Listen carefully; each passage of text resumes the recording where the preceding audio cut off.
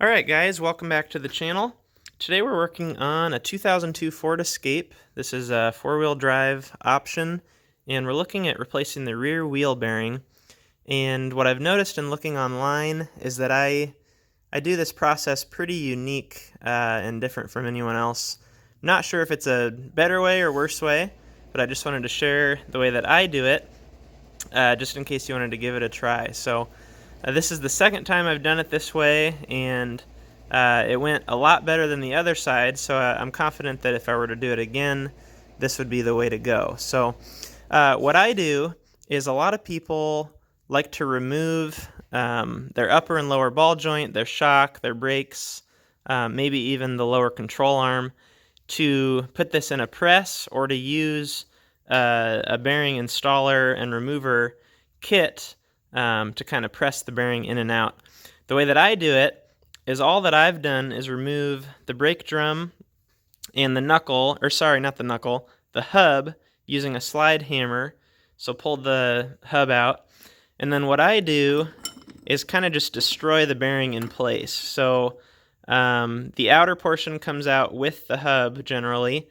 The inner portion, you can cut a little slot with a Dremel, which I did kind of here. It's hard to see because that was a while ago, but cut a little groove there so that each of those ball bearings can come out, and then basically just score that with the Dremel using a cutting tool similar to this.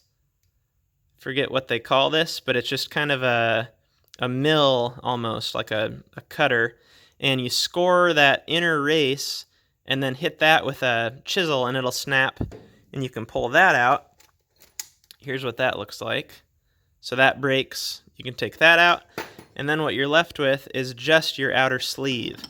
So then while the outer sleeve is in there, you cut another two slots, basically, through the outer race, or not outer race, outer sleeve, and then hit that again with a chisel to break that out of there. So basically you're going to be at it for a little while. It took me maybe 3 or 4 hours of doing this, but in my opinion 3 or 4 hours with the Dremel is a lot better than potentially a lot more time taking things apart and breaking other components and having to replace them. So basically once you've got that slot cut and broken out, that will allow you to compress this outer sleeve and knock it out from the inside. So the way that I did that is took a long screwdriver through the back side.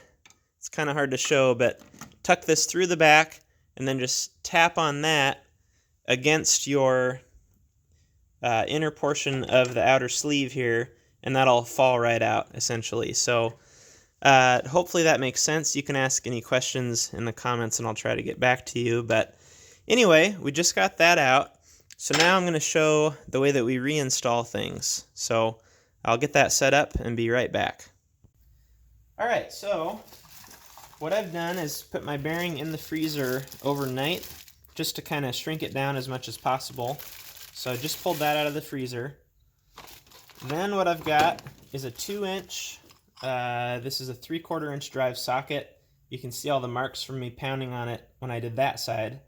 But this fits just inside of your old sleeve, just like that. You can use whatever fits, or you can even use something that fits the outside of the sleeve, just right on that upper edge.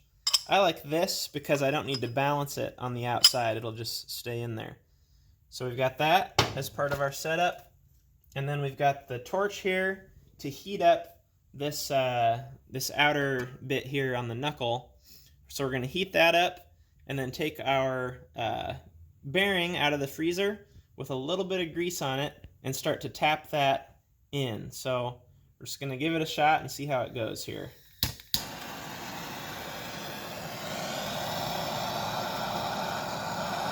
Keep an eye on where your heat goes. One thing you've got is up in the top here is your ABS sensor, and it's plastic, so we don't want to get too much heat up at the top of this. Just kind of warming it up though.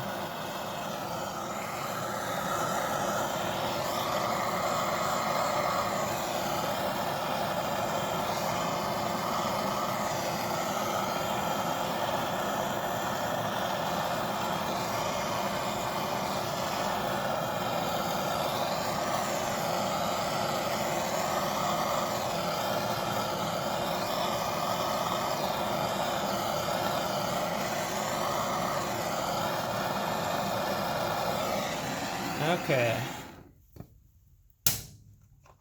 And we're going to take our cold bearing. With a little bit of grease on it.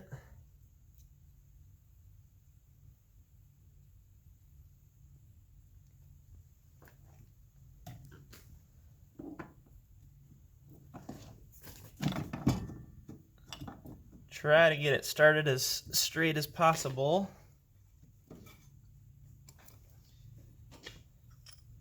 And then take this, and you can kind of look at what way it's starting to go and then tap in a different direction. So there we're going down and left, so I'm going to go up and right, like so.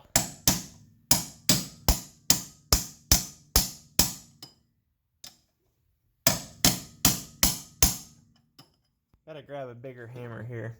Be right back. Alright, so I'm just gently kind of tapping around the outside.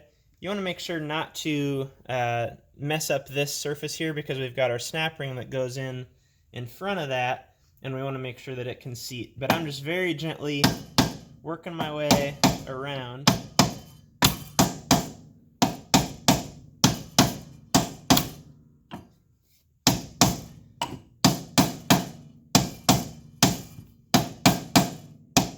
And as we get closer, it won't be able to get cockeyed. It'll stay square if it's in there far enough.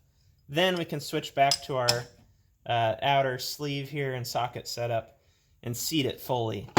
So I'm going to keep working on this, and we'll show you what it looks like once it's in. Alright guys, a little update here. So we were working with the old sleeve that came out with our socket setup, and got most of the way down. This broke, which I kind of anticipated. Luckily, I had another bearing. This is out of, I think like an 04 Toyota Corolla. Happened to be the same size or close to. So I ended up using that. You can use basically whatever you have. If you have like a heavy pipe that fits or something similar, this is what I had. So put that in there. Went back to our socket setup and got it the rest of the way down. I also even used, this is the largest adapter out of ball joint press. That will get you almost all the way down, but as soon as you get flush, it bottoms out. So the setup I had there was just a couple pieces out of my ball joint press. That got me almost all the way down, and then to finish it up, I went back to that. So basically the noise changes as you're pounding on it. Once you get it down all the way, you'll hear it kind of bottom out and change. You can check it from the front to make sure that your snap ring groove is totally exposed. You can also push the axle back and look from the rear to see that it has bottomed out. So we're all the way down there. Next step is we're going to install our hub. So we'll get that set up and show you what that looks like. Okay, so we've moved along a little bit. One thing that I forgot to mention, but it's a very essential step, is don't forget to put your snap ring back in before the hub, or else you're in trouble. So what we're doing here is just cleaning out the groove as good as possible. So I got that wiped down, and then got the lock ring itself cleaned up real good so that it can fit in there. One thing I noticed is where I was working with the Dremel, I dented this outer lip just a little bit right there, and so that's going to make an interference fit for the ring. So what I'm going to do is just put the brake in the ring right at that spot, which ironically is very close to how it fit originally. So I'm just going to put my brake there, take my large snap ring pliers, and we'll see if we can get this done. So got the brake centered on that dented portion.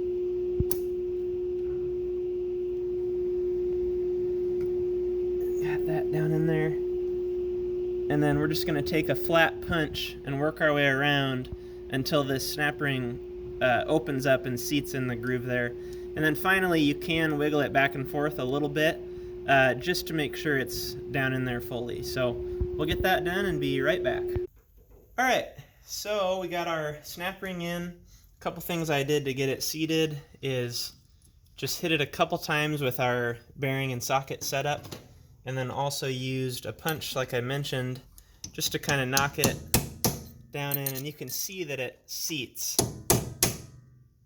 down into that groove. It looks like there's a little bit of a gap here, but it is seated here and here and here and here, so I'm not too concerned about it. So we've got the snap ring in. Next we're going to put our hub in, and I'm just going to put a little bit of, this is just penetrating oil, kind of on both surfaces. Looks like there's a little bit of junk inside of here, so I want to clean that up. Anything that's going to interfere with this sliding in smoothly, we want to try to eliminate now. So we'll wipe that clean again, put just a little bit of oil on. Now we're going to line up the splines. We've got that in there. And then you can either take your socket, which needs to be smaller now, this is too large, and you can knock this down part way. You don't want to go more than halfway into the bearing, if that makes sense. So we want to go only as far as this inner race, because that will be pressing in to the bearing. Once we get to that inner race, you're going to be pressing that out of the bearing, and that's bad. So we want to just knock this down a little ways to get it started, and then we're just going to take our axle nut once it has plenty of threads to get started, and we're going to use the impact to pull this hub the rest of the way down. So I'm going to get a couple things and get that set up, and we'll show you what that looks like. Alright, so I took my, what is this, 1 5/8", 3/4 inch drive socket, and I've just knocked this down probably another 3/4 to an inch or so.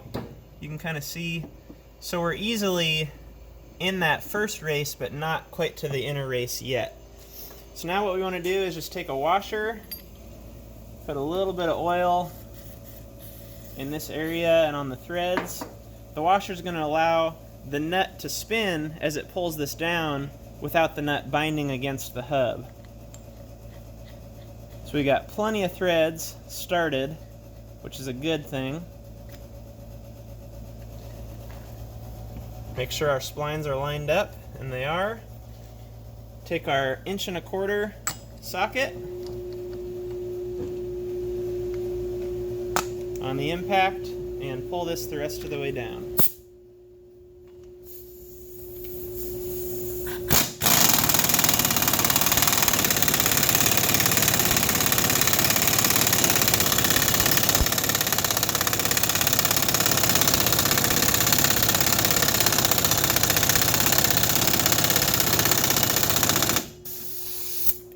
Checking things as you go back here behind the hub, and look for that gap to close up, which would mean that your hub has fully seated, and that's the end of it. We've got to torque our axle nut, put the brake drum and the tire back on, and that's it for reassembly.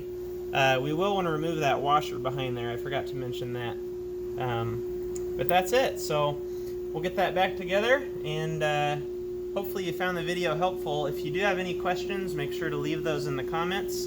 Otherwise, like and subscribe, and I'll see you guys on the next video.